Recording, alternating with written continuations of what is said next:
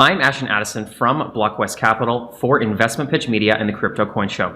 And today on Blockchain Interviews, we have Peter Kris, co-founder and CEO of Mangata Finance. Peter, welcome to the show, and thank you for taking the time. Hi, Ashton. I'm very happy to be here. Likewise, let's dive into Mangata helping build out DeFi on Polkadot and the substrate ecosystem, which I think is going to be very necessary as it will continue to explode. And we're very early in the DOT ecosystem, I find.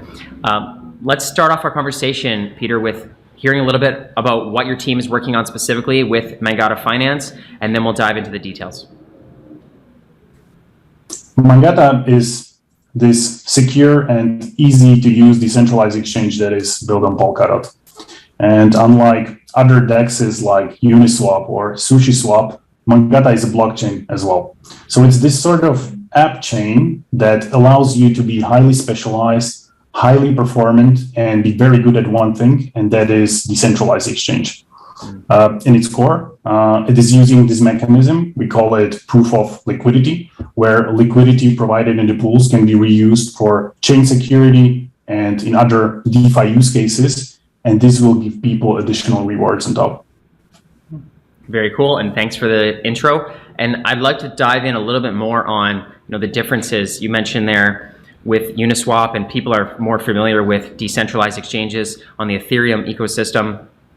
With Mangata, you mentioned it's also a blockchain, which is super cool. I'm guessing there's advantages to that we can talk about, and maybe you can touch on any other differences on decentralized exchanges in this ecosystem and how it's better. I would start with a backstory. So, well, me personally and Gleb, we were part of the Ethereum community since the very early days, since like the very original ICO. And we were trading on Uniswap, on SushiSwap, on other exchanges. We were developing bots and algorithmic trading. And we have noticed the usual problems. The gas costs are too high. The gas costs are volatile. You cannot develop any meaningful trading model you would be developing on centralized exchanges. Another problem was front-running bots. We were getting front-runned, and we actually developed our own anti-front-running strategies, but it was always not enough. So we asked ourselves a question, how could a blockchain look like if it would be developed from the ground up, and it would be sharply focused only on this one use case, and that is to provide the best decentralized exchange experience as possible, provide fixed trading costs, have no network fees, provide on-chain limit orders where you can define the limit of your order that you're willing to take, a chain where front running is not possible. And then we realized that it's impossible to deliver this experience on Ethereum because Ethereum is already too big, too diverse, and I think it's too big to innovate already. So we had to move somewhere else, and that's how we decided to follow Gavin Wood. And we decided to build a new blockchain from scratch on Polkadot that will be connected to Polkadot as a parachain. All of this will be bundled in one seamless, very nice UI that is cross-chain, where you can take any wallet from any blockchain, connect it to UI, and start trading. And that's why one of our core priorities is to be bridged to Ethereum and to Cosmos ecosystem in the near future. Very cool, and I love it, the entrepreneur's journey of actually doing the trading, seeing the flaws, and then building the solution yourself for everybody. I love it, Peter. So that's great to hear. And from what I understand about app chains and building your own blockchain on the Polkadot ecosystem for the DEX is it's a little different than Ethereum, where you actually have to do a Parachain offering or you have to be awarded a slot in Polkadot. Can you talk about that process of building up Mangata and where you're at with that? So we are currently at a stage that we have ready-made product that is ready to deploy on Kusama. I can tell that Polkadot has been a little bit slower in terms of adoption on the Parachain level, and that's why it was needed for Parachain teams to dig really deep and to build a higher quality product. That's what we were doing for the past 2 years, and right now I'm confident to say that we're launching in Kusama in a week, In a few weeks, there will be a token generation event, and in May, we will start trading. That's the thing that we were doing for the past 2 years, and I'm very excited that this will happen in a few weeks. Very cool, exciting. And with the launch of that, trading will commence, and you mentioned that you're able to trade with different wallets on different blockchains.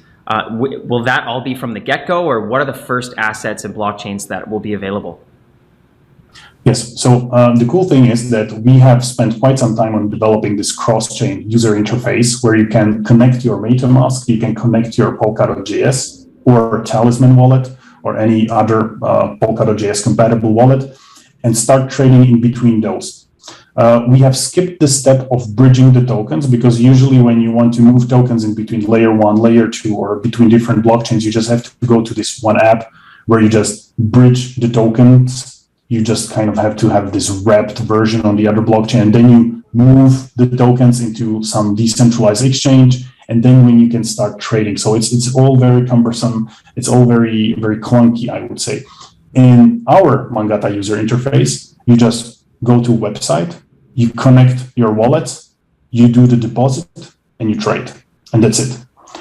In the beginning, there is Ethereum wallet and there is Polkadot.js wallet integrated. But other ecosystems are highly on our priority list. The next in line will be Solana, will be Cosmos ecosystem, Binance Chain, and all the others. Very cool. Great to hear that Ethereum will be there. And with Ethereum dexes, normally, as you mentioned, there are often trading costs that are pretty high for the transaction fee, $20, $100 even. How are you bypassing those fees while trading Ethereum assets on Mangata? Yeah, that's a good question. The point of Ethereum is that if you trade on Uniswap or all the other like DEXs, you have always these two fees. First fee is the fixed fee from the automated market maker or from the application, and you have a second fee that is network costs. It has to work this way because Ethereum is just one big platform where there are multiple applications that are competing over the block space. So you have to have these two fees, and it's highly sensitive to being volatile. It's highly sensitive to be like very high. Because we are building this app chain where there is only one application, we can afford to have only one fee, and that is fixed cost of the automated market maker. We don't need any network gas costs. So we have no gas costs on the blockchain, and the whole economic model of the blockchain is formed around this idea of having fixed costs. The only thing you have to worry about that those fixed costs will cover for the Polkadot slot auction, but if you have enough trading activity, that is covered pretty reliable. Definitely. And you mentioned the Polkadot slot option, and you also mentioned at the beginning that you're launching on Kusama. And most people, but not all, are sort of familiar that those are two different platforms. And one's the canary network, Kusama being the canary network of Polkadot. But you're launching are you launching on both networks? And does that make two applications, or is it one that ties to both? How does that work on the Substrate ecosystem? So we start in Kusama because we believe that is the grassroots community of the whole Dotsama ecosystem. But after several months, once we have tested the application on Kusama, we will launch on Polkadot. But we like to do the separation in between Kusama and Polkadot because Kusama is it was framed as an economic testnet back in the days, but I don't see it as a testnet anymore. I see it as a legitimate blockchain with legitimate value. It's just there is a difference in what type of community is revolving around that. In Kusama, it is more cutting edge. It's more experimental. I would say it is more for advanced traders that can dive deeper into projects and they want to take more hands-on approach.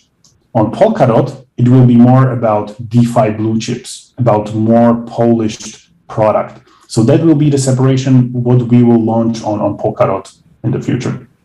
Very cool. And with the decentralized trading, when you launch on Kusama, are you going to be expanding out to other DeFi financial products, it will include, LP or some other ways to capitalize on your assets? I want to stay as much focused as possible on the one use case, to provide this very highly performant and highly scalable decentralized exchange. So it will always be about decentralized exchange, but you always have this problem of capital efficiency, or let's say liquidity reuse, because there is a lot of liquidity there is locked in the pools. So as the first step, we have decided that let's take the locked liquidity and let's reuse it for the chain's security. In the future, it might be even reused as a staking collateral to other chains. So like the liquidity on the Mangata chain can become sort of a security of other chains, because we can reuse the interoperability, like the messaging of the Polkadot. On top of that, once we have a good solid base of the decentralized exchange, we can start bringing novel or new DeFi concepts. So something we can do DeFi lending and reuse the same collateral from decentralized exchange for the lending. And in this way, we can provide much bigger fees for the users, either if they are trading or even if they are providing liquidity. Definitely. And yeah, capital efficiency is important, but I really like what you said about doing one thing and doing it the best. And that's how you're going to attract. And maybe in the future that's the gatekeeper to other things, but really you need to focus on what you're going to do best, which is the swaps and just decentralized trading. So good answer there, Peter. I like that. I also was reading about some algorithmic buy and burn with Mangata. I'm not sure if that's to do with the token or the DEX. Maybe you can elaborate on that a little bit. Yeah. So algorithmic buy and burn is this great concept of tokens being bought automatically and burned. So why is this happening? There is always this problem that what is the value capture of the token, or like how the token can accrue value? That's the never-ending problem in the whole crypto. And buy and burn is one of those mechanisms. How it was like, for instance, I think Binance Chain or other chains, they have been manually buying the token and then burning it. So in this way, they are creating demand and they are burning it, and they are creating more deflationary pressure. But we have decided to, let's move this on to the next level and let's make it autonomous and algorithmic. So it's all deployed on the chain. It's not in our hands. It doesn't rely on any centralized team, or it doesn't rely on anything. And in simplicity, it's like every trade that happens on Mangata, a small part, is used automatically to buy the native token, and then it is burned. So it creates this nice effect that the more trading is happening on the chain, the more token demand there is, the more token appreciation happens, and it's all autonomous and algorithmic. Very cool. I like that. And I did see way back Binance chain, burning and talking about, as the system grows, they're continuing to burn the native token as well. And you mentioned up next week or in the short future here about the TGE for Mangata. Maybe you can talk about just that and the importance of holding the token to participate in the ecosystem. And if there's anything else you didn't mention about the functionality and how it's going to make the ecosystem work efficiently. Well, the token has several utilities. First, you can use the token for governance, for network upgrades. So there will be many network upgrades in the future, and we will need the token holders to decide to participate in the governance, to contribute, and first to understand our system, and then contribute in legitimate proposals and just making the change. Second thing is that you need the token if you want to participate in the proof of liquidity, or if you want to run the node. So you have to pair the token with some other token provided as a liquidity, and in this way you will get additional rewards from the liquidity mining program. The liquidity mining program is designed to be perpetual, or let's say infinite liquidity mining program, where the fees from the trading are always going as an incentive towards the node operators. And the third thing is, we haven't spoken about this much, but if you want to have some regulation mechanism of the trading volumes on the blockchain, and you want to scale it further, we have designed this concept of token logs for trading high volumes. This is not yet implemented, but it will be in the future. When you want to trade high volumes, you need to take a native token and you need to lock it. But if you lock it, in that way, you will get a guaranteed quota on the volume, let's say per 24 hours. And in this way, you can be sure on how much you can trade. This can work really nicely for, let's say, institutional traders and for like common people like you and me. It will allow to create new business models on top of the decentralized exchange where other parties can provide much better experience to people like you and me. Amazing. I'm looking forward to that. And just to start trading when it launches in the near future here. So for people that are looking to, start trading or just learn more about it before it comes out, what is the best way for them to learn more about Mangata and just get involved in the community? Yeah. Well, the best thing, besides trading on Mangata that will happen in coming weeks, the best way is to join our Discord and to look at the things that can be done there. We actually need a lot of help with things that are not engineering. We need help with translation of our content into different languages. We need help with testing our application. We need help with our node operation.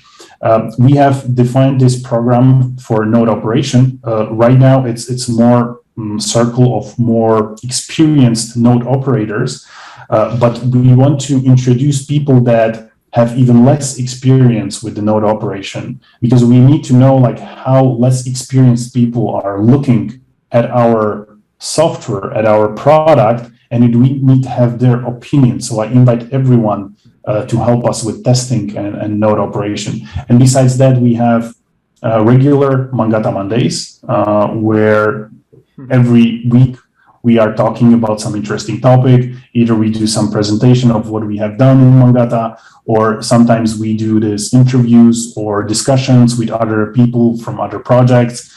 So we do provide as most cutting edge information from the Polkadot ecosystem in our Mangata Mondays. So if you want to engage, it would be best to attend. Cool, Kris. Peter, thank you so much. Appreciate that. I will leave the links to the Mangata Mondays. That sounds really fun. And the social links and the link for the exchange as well. All the best with the upcoming launch. I'm looking forward to doing some trading myself and seeing how the ecosystem continues to grow out. Really appreciate your time, Peter. Thank you so much. All the best with everything moving forward, and let's follow up in the near future. Thank you very much, Ashton. It was great to be here.